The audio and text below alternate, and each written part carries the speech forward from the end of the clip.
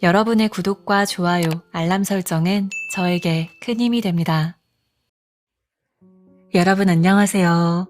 별밤 라디오의 지유입니다. 오늘은 2020년도에 출간된 즉시 인문 분야 베스트셀러에 오르면서 신드롬을 일으켰던 도리스 메리틴 작가님의 아비투스라는 책과 함께 해보려고 합니다. 여러분도 누구나 한 번쯤은 습관과 관련된 책이나 영상을 보고 자신의 습관을 바꾸려고 노력했던 경험이 있을 텐데요.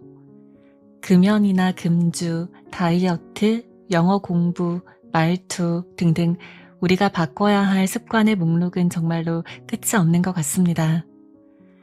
그런데 대부분의 결심은 사실 오래 지속되지가 못하고 노력한 만큼 바로바로 보상을 받는 것 같지도 않기 때문에 우리는 금세 좌절하고 포기하게 될 때가 많죠.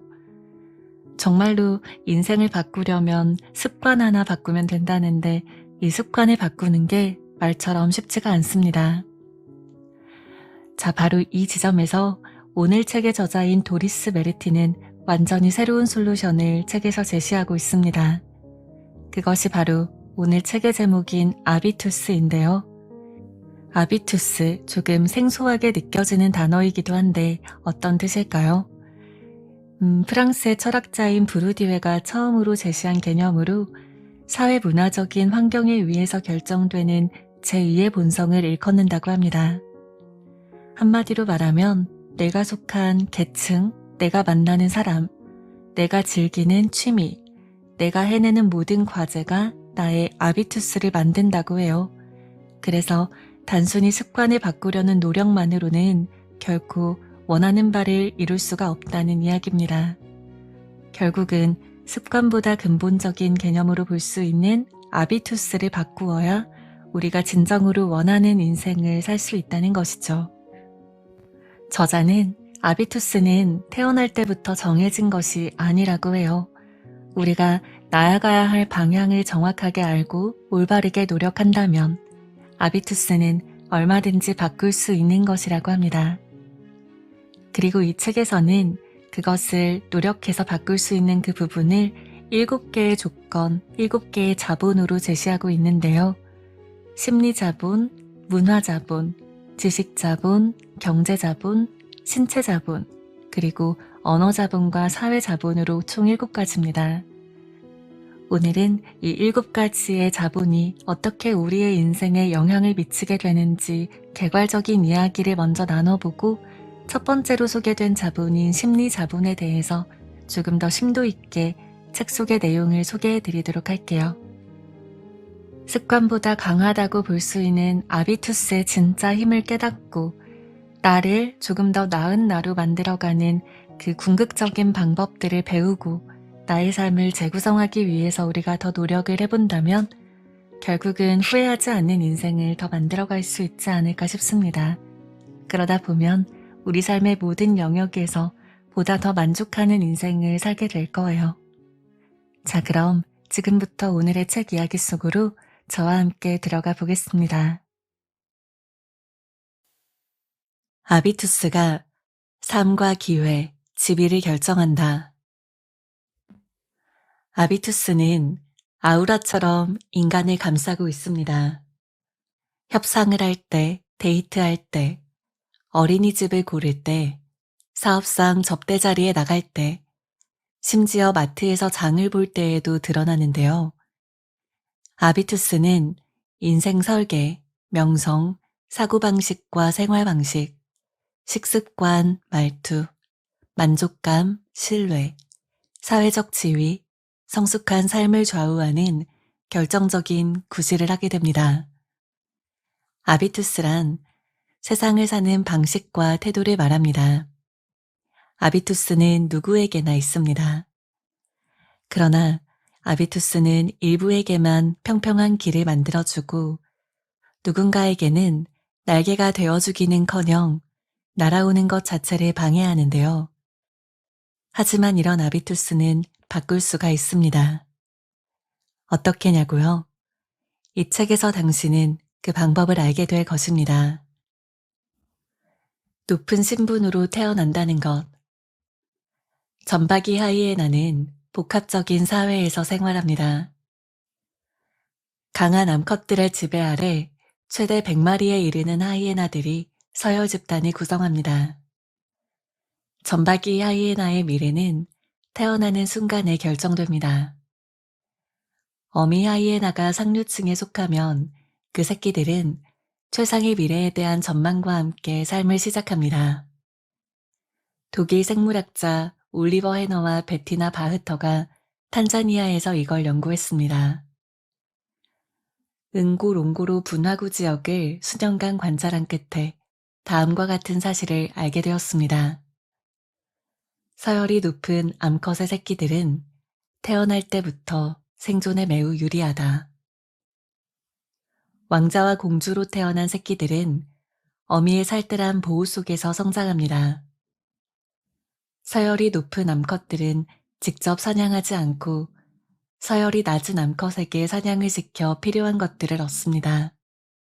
이런 특권이 새끼들에게 직접적인 도움을 주게 되죠. 고귀한 태생의 새끼들은 위험으로부터 더 안전하게 보호받고 더 좋은 먹이를 더 많이 얻으며 더 빨리 자라게 됩니다. 또한 어릴 때부터 상류층의 전형적인 행동 방식을 보고 배우죠. 이들은 최상의 자리를 보장하는 성공 아비투스도 같이 얻게 됩니다. 그 결과 서열이 높은 어미의 딸들 역시 지도층이 됩니다. 아들들은 새로운 무리에 합류하는데 우두머리 암컷을 유혹하는 방법을 일찍이 터득하기에 경쟁자들보다 더 빨리 더 많이 번식합니다.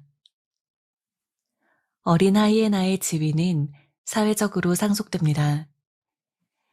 입양된 새끼 하이에나가 입양모와 비슷한 지위를 차지하는 모습에서 이것을 유추할 수 있습니다. 인간도 각자 다른 조건을 가지고 삶을 시작합니다. 어디에서 태어났느냐에 따라 우리는 성공에 유리한 아비투스를 많이 혹은 적게 몸에 익힙니다.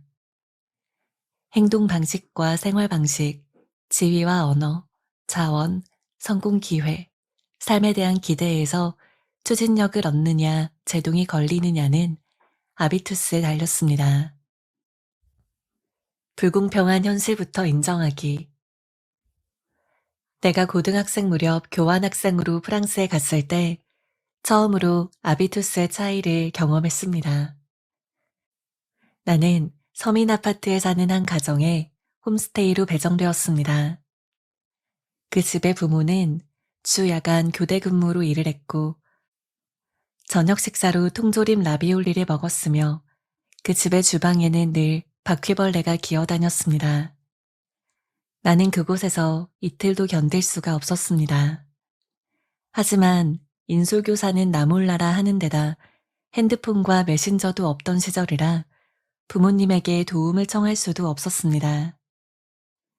그때 한 친구가 자신의 호스트에게 나도 그 집에서 지낼 수 있게 해달라고 청했습니다.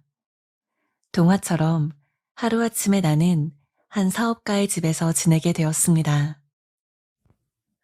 우아한 문양이 새겨진 천장, 고급스러운 골동품, 서로 존댓말을 쓰는 부부, 고상한 식탁 대화, 랍스터. 책장에는 성경처럼 얇은 종이에 금태를 두른 프랑스의 고전 문학 전집 플레이아드가 꽂혀 있었습니다. 이 가정의 생활 양식 역시 내가 원래 경험하던 것과는 전혀 달랐습니다. 나는 그들의 생활에 큰 감명을 받았고 최고의 환대를 받고 있다고 느꼈습니다.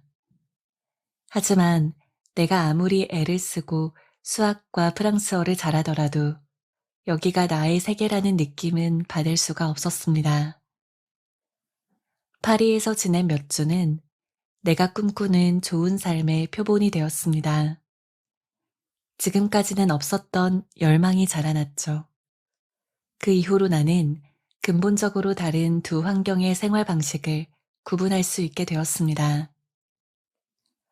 프랑스 사회철학자 피에르 부르디웨의 구별짓기라는 책은 대학 시절 토론 수업의 독서 목록 중에 하나였습니다. 부르디웨는 이 책에서 상류층, 중산층, 그리고 하류층의 전형적인 생활 방식과 인생관을 연구했습니다. 이 책이 알려준 개념 하나가 교환학생 때의 나의 경험에 이름을 붙여주었죠. 이것이 바로 아비투스입니다. 이 단어는 가지다, 보유하다, 간직하다 라는 뜻의 라틴어 동사에서 파생되었습니다. 브루디웨에 따르면 우리가 어떤 가치관, 선호, 취향, 행동 방식, 습관으로 세상을 맞이하느냐는 아비투스에 달려 있습니다. 태어나 자라면서 경험했던 모든 것이 지금의 태도를 빚어냅니다. 돈이 부족했나요? 풍족했나요? 어린 시절 방에 책이 50권 넘게 있었나요? 아니면 플레이스테이션이 있었나요? 휴가 때 여행은 어디로 갔나요? 혹시 여행 자체를 가지 않았나요? 부모님은 성실과 상상력 중에서 무엇을 더 많이 칭찬해 주었나요? 아빠는 조깅을 했나요? 아니면 낚시를 했나요? 이 모든 경험이 합쳐져서 나중에 무엇을 평범한 일, 추구할 만한 가치가 있는 일, 의미 있는 일로 느낄지를 결정합니다.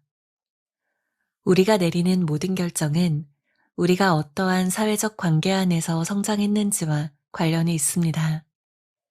표면적으로만 개인이 결정한 것처럼 보일 뿐이죠. 이 말은 다음을 의미합니다. 아비투스는 사회적 지위의 결과이자 표현이다. 아비투스는 우리의 사회적 서열을 저절로 드러낸다. 우리와 비슷하게 생각하고 행동하는 사람들이 있는 곳이 우리의 아비투스와 가장 걸맞습니다. 그런 곳에서 우리는 자신의 본질에 맞게 살고 있다고 느끼게 되죠. 사다리의 어느 단계에 있든 상관없이 모두가 비슷합니다. 차이는 다른 곳에 있습니다. 모두 자신의 가정에서 아비투스를 가져오지만 모든 아비투스가 이 세상에서 똑같은 가치로 간주되지는 않습니다. 비록 계층 간의 경계가 모호하고 많은 사람이 다양한 세계에서 내 집처럼 편히 지내더라도 적은 돈으로 건강한 식탁을 차리는 것보다 고급 레스토랑을 익숙하게 이용하는 것이 더 깊은 인상을 줍니다. 이러한 가치평가의 차이 뒤에는 냉정한 논리가 있습니다. 지위와 구별짓기 게임에서는 상류층 아비투스가 모든 것의 기준입니다. 그런 아비투스가 더 많은 명성을 얻고 더 많은 가능성을 가집니다. 상위 10%, 나아가 상위 3%의 고급 아비투스를 가진 사람이 위로 도약합니다. 이것을 못 가진 사람은 위로 오르지 못합니다. 맞습니다. 불공평합니다. 하지만 그것이 현실입니다. 모든 게 돈으로 결정되는 건 아니다. 누가 최고일까요? 더 나아가 누가 과연 최고 중에 최고일까요? 소득이 가장 높은 사람일까요? 기업의 상속자, 로또 당첨자, 의학, 디지털, 교통 분야의 문제를 혁신적으로 해결해내는 사람, 정치인이나 판사와 같은 권력자, 최고의 요리사, 올림픽 금메달리스트, 오디션 프로그램 우승자처럼 각 분야에서 최정상에 오른 사람, 아니면 유튜브 구독자 수가 수백만에 이르는 사람. 아무튼 돈으로만 결정되지 않습니다. 다른 자원들도 의미 있는 삶, 영향력, 만족감 등의 돈만큼이나 결정적인 역할을 합니다. 브루디웨는 탁월함의 전제 조건을 자본이라고 부르는데 그가 말하는 자본에는 돈과 능력 이외의 많은 것이 포함됩니다. 출신 배경과 인맥도 자본입니다. 교육, 관계 맺는 방식, 미적 감각, 달변과 적합한 목소리의 톤, 당당한 자세도 자본입니다. 그리고 무엇보다 낙관주의와 안정적인 정신도 자본입니다. 그러므로 남들과 자신을 구별짓고 돋보이게 할 수단은 아주 많습니다. 여러 범주의 자본이 인간의 잠재력을 마음껏 발휘하게 합니다. 심리자본, 문화자본, 지식자본, 경제자본, 신체자본과 언어자본, 사회자본. 이 7가지의 모든 자본이 아비투스에 영향을 미칩니다. 자본 유형을 다양하게 가질수록 더 높이 올라갑니다. 심리자본, 낙관주의, 열정, 상상력, 끈기. 잠재력을 온전히 실현하느냐 아니면 중간 수준에 머물게 하느냐는 심리적 안정감에 달려 있습니다. 문화자본, 선망과 존중을 받는 코드와 취향, 몸에 밴 고급 문화와 탁월한 사교술이 고전적인 문화자본이라면 주의 깊고 한결같은 생활 양식 혹은 용기 있는 기행과 개별성이 새로운 트렌드의 문화자본입니다. 지식자본, 졸업장, 학위, 전문 지식, 경력, 학술 및 기능 자격증, 자신의 지식과 역량으로 어떠한 일을 해내는 능력. 경제자본, 소득, 현금 자산, 부동산, 주식, 연금, 보험, 예상되는 상속재산 등 모든 물질적인 재산. 신체자본, 스스로 얼마나 매력적이고 건강하고 활기차다고 느끼는지에 대한 판단. 사람들은 외형에서 사회적인 지위와 내적 가치를 유추합니다. 언어자본, 유창한 언변으로 사람들에게 다가가고 다양한 관점에서 구체적, 객관적으로 주제를 설명할 수 있는 능력. 어디에서 무슨 주제를 어떤 방식으로 말해야 할지 아는 것이 특히 중요하다. 사회자본, 누구를 아는가, 개인이나 집단과 얼마나 잘 지내는가, 든든한 가족, 훌륭한 롤모델, 도움을 줄 수 있는 인맥, 진정성 있는 멘토, 결정권자와의 친분, 서로를 격려하는 동료, 영향력, 권력, 가시성. 7가지의 자본 유형은 투자 포트폴리오와 같습니다. 저마다 자본 유형의 구성과 비율이 다르죠. 어떤 이는 돈과 인맥이 풍족합니다. 어떤 이는 고급 취향과 교양으로 빛을 발합니다. 또 어떤 이는 동년배들이 은퇴를 계획할 때 여전히 실력 발휘를 합니다. 상류층은 보통 이 모든 자본 유형을 넉넉하게 갖고 있고 그런 가정의 아이는 삶의 출발선부터 더 많고 좋은 자본을 쥐고 있습니다. 그러므로 비슷하게 좋은 교육을 받았다고 해서 반드시 비슷한 아비투스를 갖는 것은 아닙니다. 상류층의 자손들은 자본 유형 대부분을 부모와 조부모에게서 물려받습니다. 그들에게는 큰 포부를 갖는 것이 당연한 일이 됩니다. 점박이 하이에나와 마찬가지로 이러한 출신 배경은 아름다운 유년기를 선사하는 것에서 끝나지 않고 평생을 최상층 혹은 상당히 높은 위치에 머물도록 보장합니다. 독일의 사회학자 미하엘 하르트만은 이러한 배경이 얼마나 큰 장점인지를 입증했습니다. 그는 여러 국가의 주요 기업 최고 경영자와 임원의 이력서를 분석했습니다.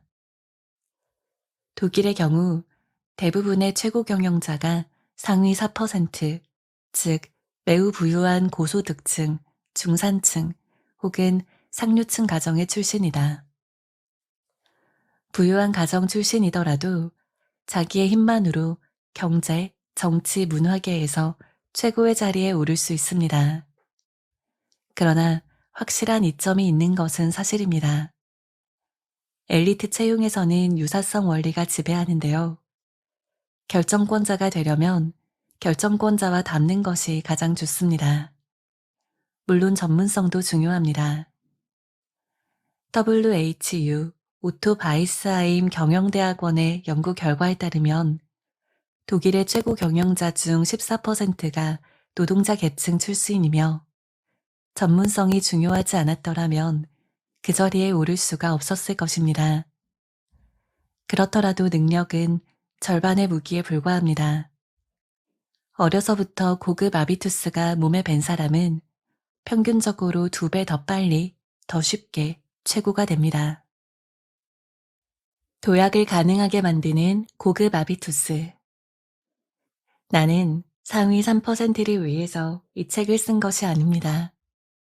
당신과 나와 같은 보통 사람들을 위해 썼죠. 이런 계층 사다리의 중간에 있는 이들은 성과 지향 아비투스가 강할 것입니다. 이들은 자신의 환경에서 튀어 보이는 꿈들을 기꺼이 실현합니다.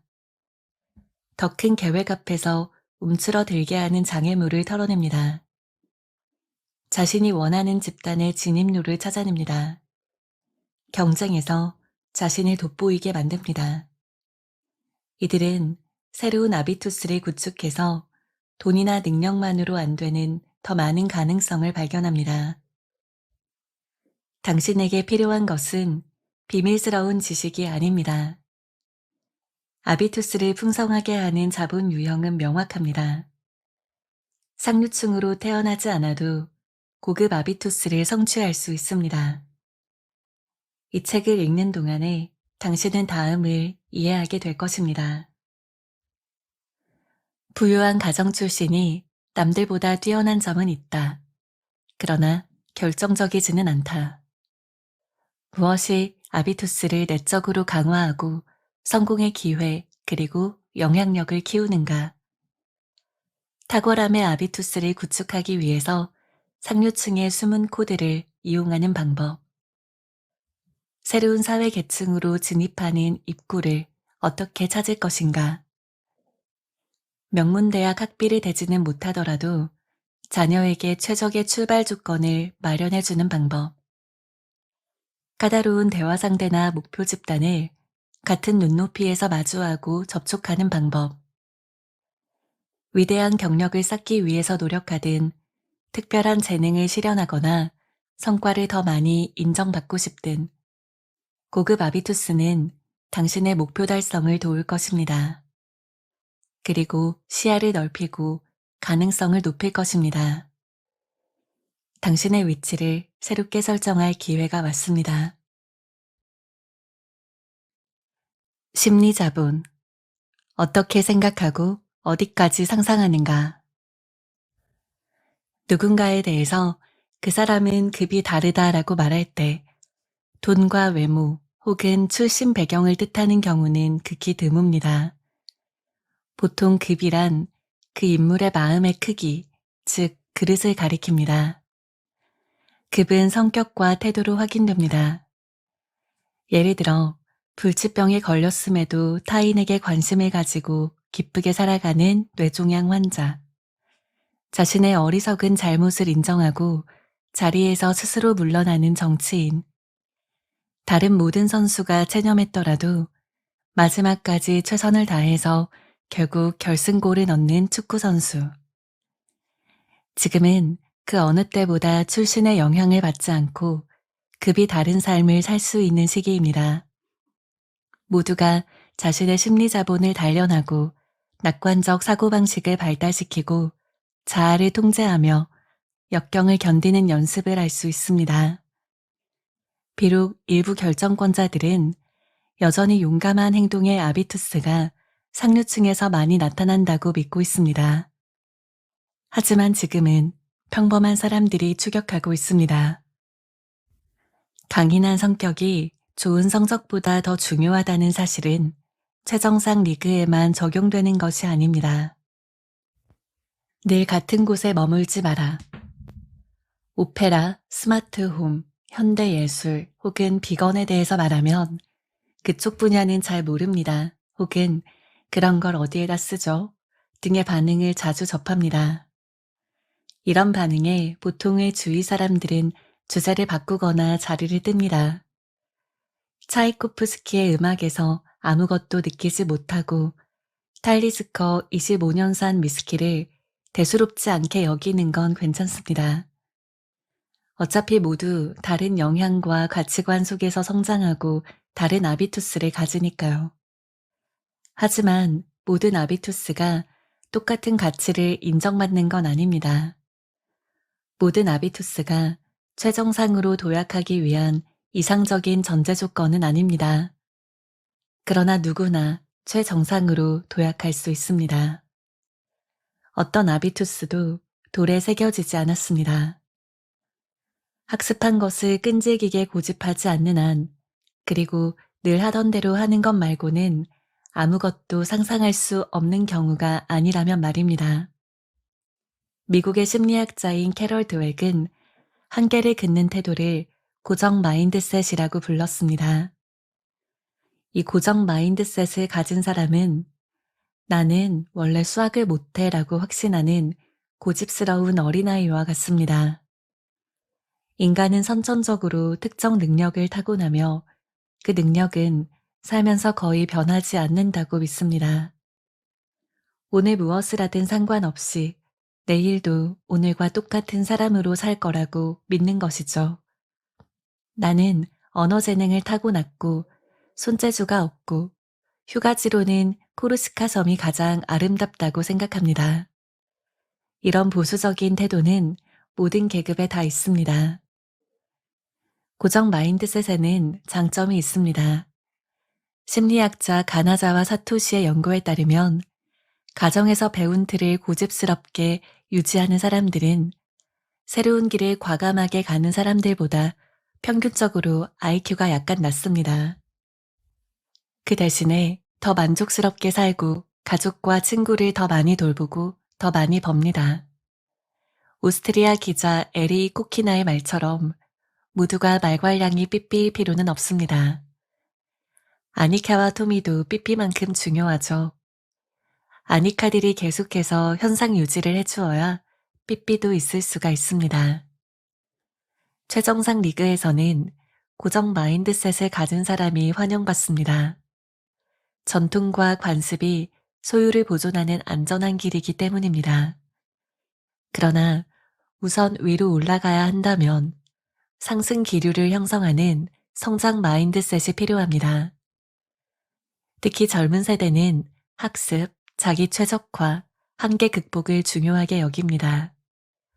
그들의 자아상은 자신의 성장 가능성을 바탕으로 합니다. 오늘 우리가 경험하고 배우고 듣고 행하는 것이 내일의 우리를 만듭니다. 우리를 둘러싼 모든 것이 장기적으로 우리의 존재에 각인됩니다. 모든 흥미로운 만남, 여행, 팟캐스트, 지나온 발걸음으로 우리는 새로운 문화와 사회, 신체 자본을 쌓습니다. 비록 각각의 경험이 미치는 영향이 그다지 크지 않고 고집센 아비투스가 변하는데 시간이 많이 들더라도 장기적으로 작은 발걸음이 모여서 큰 도약이 됩니다. 직장 행사에서 당신이 전혀 모르거나 자세히 알지 못하는 사람에게 다가가서 대화를 나누려고 애쓴다면 당신의 직업적 관계망은 눈에 띄게 넓어집니다. 매일 3,000원씩 절약하면 1년 뒤에는 100만 원 이상을, 그 이후 투자 효과를 전부 배제해도 10년 뒤에는 1,000만 원 이상을 절약합니다. 박물관과 연계된 구글 아트앤컬처에서 주말마다 예술작품을 클릭하면 아주 조금씩 예술 감각을 얻을 수가 있습니다. 문을 열고 들어설 때마다 가슴을 활짝 펴면 그 자세가 몸에 뱄니다. 당신의 자세는 장기적으로 더 품격 있고 당당해집니다. 새로 배우기 시작한 외국어 단어를 매일 6개씩 1년 동안 외우면 기본 어휘 전체를 암기합니다. 100% 고정 마인드셋을 가졌거나 100% 성장 마인드셋을 가진 사람은 없습니다. 우리는 두 가지를 모두 가졌습니다. 그러나 아비투스를 바꾸려면 성장 마인드셋이 더 유리합니다. 성장 마인드셋은 열린 문과 같기 때문입니다. 우리는 그 문을 통과하기만 하면 됩니다. 비록 그 문 뒤가 광활한 자연일지라도 말이죠. 작가의 정신력이 없었다면 해리포터 시리즈는 출판되지 못했을 겁니다. J.K. 롤링은 한 권을 쓰는 동안 어머니를 잃었고 결혼 생활이 파국에 이르러 홀로 아이를 키우며 실업급여로 생계를 꾸려야 했습니다. 모든 역경에도 불구하고 드디어 첫 세 장을 써냈습니다. 하지만 롤링은 출판사 12곳에서 거절의 답을 들었습니다. 부사가 너무 많다, 너무 고루하다, 너무 길다. 마침내 블룸즈버리 출판사가 책을 출간하기로 했습니다. 하지만 출판사는 이런 아동문학으로는 돈을 벌기 어려울 테니 안정적인 직업을 찾는 게 좋겠다고 충고했습니다. 롤링은 이 충고를 무시하고 계속해서 주제와 캐릭터, 문체를 더 세부적으로 다듬었고 결국 아동문학으로 수십억 달러를 벌어들인 최초의 여성 작가가 되었습니다. 성장 마인드셋을 가진 사람은 결단력과 열정적인 노동이 성공의 바탕이라고 믿습니다. 이러한 정신적 자세는 성장과 발달을 가능하게 하죠. 그와 달리 고정 마인드셋은 제한적입니다. 우리를 옛날부터 늘 있었던 곳에 붙잡아 둡니다. 목표를 이미 성취했다면 그것을 유지하는 건 의미가 있습니다. 명성을 누리며 차근차근 느린 변화를 꾀하는 것이 편안함을 주고 늘 그렇진 않더라도 지위를 현 상태로 유지해 줍니다. 반면 더 많이 이루고자 한다면 위로 도약하는데 가장 중요한 전제 조건은 성장 마인드셋입니다. 위대한 인물들은 이미 성공의 정점에 도달했더라도 끊임없이 성장 아비투스를 관리합니다. 관대함이 품위와 부를 끌어당긴다. 상류층은 보통 칭찬을 바라지 않는다고 합니다. 어차피 그들에게는 고급 취향과 탁월한 성과가 당연한 일이기 때문입니다. 최정상에 있는 누군가를 칭찬하는 사람은 이 논리에 따르면 사람 대하는 법을 제대로 모른다고 자백하는 셈이죠. 그렇다면 위로 도약할 때는 최대한 감탄을 감추는 게 낫다는 말일까요? 재산이 10배나 더 많은 동호회 친구에게 강연 후에 성공을 빌어주면 불편해 할까요? 정말 그렇다면 슬픈 일입니다. 에티오피아 왕자인 아스파워센 아세라테는 자신의 베스트셀러 매너에서 칭찬을 저속하다고 보는 주장을 비판하며 그것은 자율적인 감정을 억압하는 행위라고 지적했습니다. 전적으로 옳은 지적입니다. 하지만 칭찬에는 교묘한 암시가 숨어 있습니다. 칭찬하는 사람은 그 대상과 자신을 같은 수준에 두게 됩니다. 폴리에스테르 스카프를 맨 사람이 부자 친구의 캐시미어 원단을 칭찬하는 건 살짝 기이해 보입니다. 그러나 지위나 경제력 차이가 감사와 존중, 감탄의 표현을 금지하지는 않습니다. 아일랜드 작가 오스카 와일드는 늘 그랬던 것처럼 여기에서도 적확한 지침을 줍니다. 칭찬은 향수와 같다. 향을 내되 코를 찔러서는 안 된다. 감탄과 인정은 섬세한 감각이 필요합니다. 그 외에는 다음이 적용됩니다. 당신의 사회적 위치가 어떻든 째째하게 굴지 마라. 관대함은 늘 효과를 얻습니다. 자신의 노력과 성과, 취향을 인정받으면 기뻐하지 않을 사람은 없습니다. 누군가 환상적인 파티를 열고 특별한 포도주를 따고 유명한 상을 받거나 혹은 어떠한 식으로든 살면서 도움을 준다면 그에 대해서 긍정적으로 언급할 필요가 있습니다. 그런 일은 존경과 감탄을 받아 마땅합니다. 자신의 성과를 더는 증명할 필요가 없어진 지가 오래더라도 말이죠. 인간은 기본적으로 자기애가 앞서서 다른 사람의 위대함을 인정하기가 쉽지 않습니다. 그러나 자신이 원하는 것을 다른 사람이 가졌을 때에도 기뻐할 줄 알아야 좋은 성품입니다. 질투하는 사람은 딜레마에 빠진 채 중얼거립니다. 스트레스가 참 많은 직업이야. 상금이 너무 적어서 써볼 것도 없겠어. 이렇게 생각하고 말하는 사람은 자신을 째째한 사람으로 만듭니다. 그러니 당장 멈추세요. 반대로 남들보다 상황이 안 좋더라도 언제나 만족감을 길어 올리는 사람은 품이 있어 보입니다. 시인 칼릴 지브란이 철학적으로 말했습니다. 관대함은 할 수 있는 것보다 더 많이 주는 것이고 자부심은 필요한 것보다 적게 취하는 것이다. 이와 관련된 감동적인 일화가 한 웹사이트에 소개되었습니다. 아이스크림 가격이 아직 몇 센트였던 때 한 어린아이가 가게에 들어왔어요. 소프트 아이스크림은 얼마예요? 아이가 물었습니다. 25센트라고 점원이 말했죠. 아이는 주머니에서 동전 몇 개를 꺼내서 헤아렸습니다. 샤벗 아이스크림은 얼마예요? 20센트. 뭘로 줄까? 아이는 다시 동전을 헤아려서 샤벗 아이스크림을 주문했습니다. 아이스크림과 계산서가 나왔고 아이는 동전을 모두 탁자에 올려놓고 갔습니다. 점원은 계산서와 동전을 보고 울컥했습니다.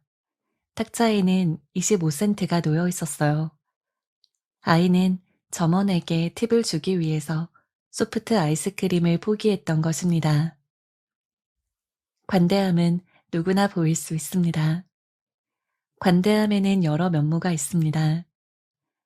다른 사람에게 신뢰와 시간, 관심을 주는 사람은 관대합니다.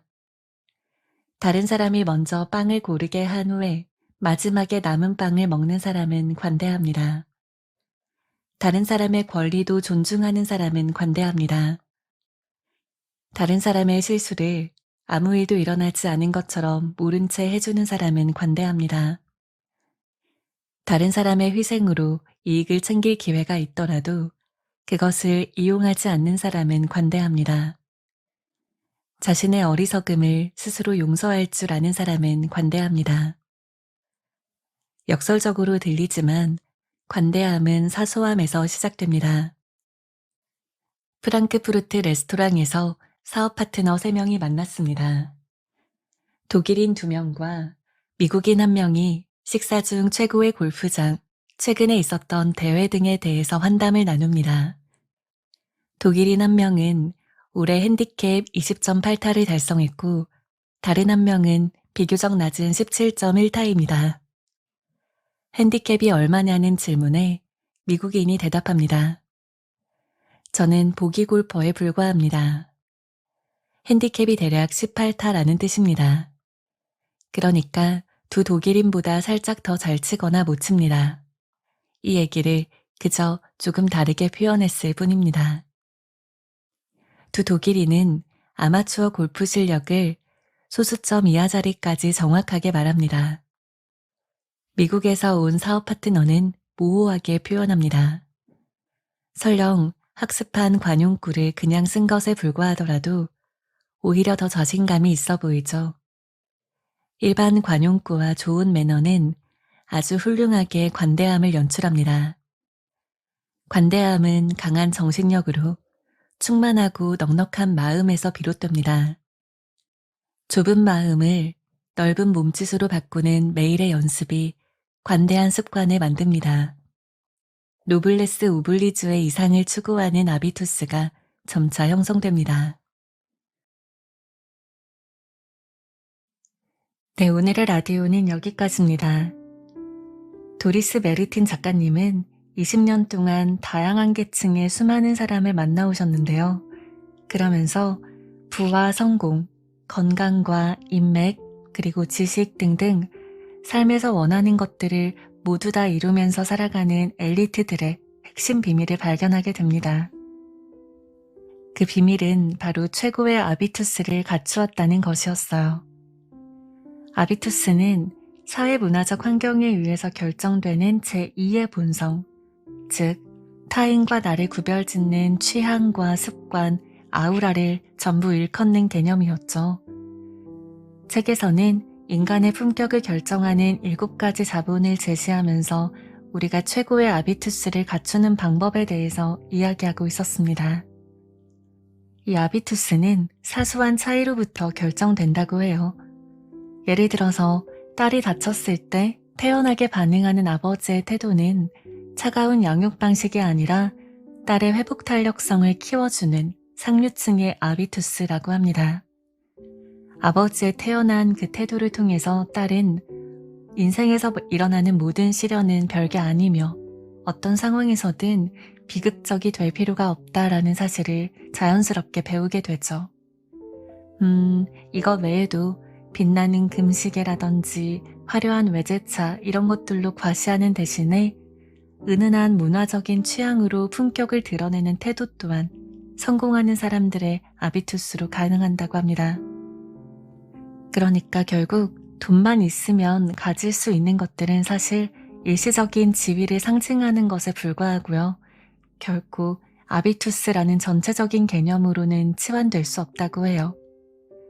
질 좋은 물건을 고르는 안목이나 높은 수준의 문화생활을 즐기는 행동은 품격을 만드는 고급 아비투스라고 할 수 있고, 이런 것들을 사치로 여기는 건 또 반대로 자신의 한계를 폭로하는 것에 또 불과하다고도 책에서는 말하고 있습니다.